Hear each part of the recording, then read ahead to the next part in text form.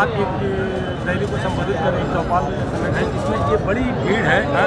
इस भीड़ को देखते हुए बाकी जो है आपने बार बार मुझे एक चीज़ कह रहे हैं कि सपा के लोग बता रहे हैं, लेकिन आज वहाँ पे सपा के जो है गठबंधन सरकार के ओम प्रकाश राजभर आए थे, उन्होंने सीधा निशाना जो है MIM पार्टी को साधा। इसके बारे में आप क्या कहना चाहते हैं? ऐसा है, वो निशाना इसलिए साध रहे हैं कि उनको ये पता है कि हम उनकी पोल खोल रहे हैं और वो चुनाव हार रहे हैं, हम लोग सीट जीत रहे हैं। उनको बौखलाहट है कि जो उन लोगों ने हड़प रखा है हमारे हक और हिस्से को, हम उनसे उनके हलक में हाथ डाल के निकाल रहे हैं, इसलिए उनको बौखलाहट है।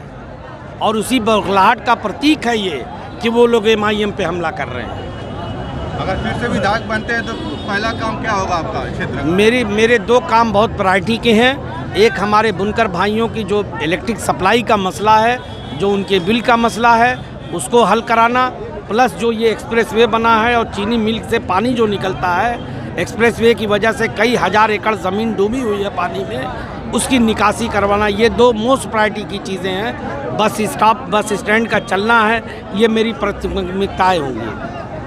आप अपने पहले चुनाव में कहे थे कि जब मैं जीतूँ या हारूँगा मैं स्कूल बनवाऊँगा, वो वादा पूरा नहीं हुआ, जनता पूछ रही है। चलो आपने पूछ दिया, ये बात सही है कि मैंने ये बात कही थी और मैं झूठा आदमी नहीं हूँ।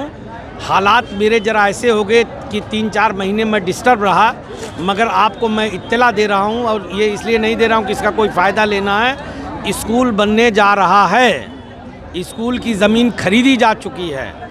गजहड़ा के पास ज़मीन मैं 6 बीघे ले चुका हूँ, 7 बीघे बल्कि, और इंशाअल्लाह चुनाव के फ़ौरन बाद फिर मैं कह रहा हूँ कि नतीजा जो भी हो, वैसे तो इंशाअल्लाह मैं जीत रहा हूँ, लेकिन वो स्कूल बनेगा क्योंकि वो ज़मीन मैं खरीद चुका हूँ। ये कब ली गई है ज़मीन? ज़मीन असल में किश्तों में ली है। हम लगभग 1-1.5 साल से ज़मीन खरीद रहे थे, लेकिन चूँकि हमको एक के बाद एक सटा हुआ प्लाट चाहिए था, तो इस पर हम सालों से काम कर रहे थे, मगर अब जाके वो मुकम्मल हो गया था। अभी हमको ये इरादा था कि जो गुज़रा हुआ महीना है हमको उसकी संग बुनियाद करना था।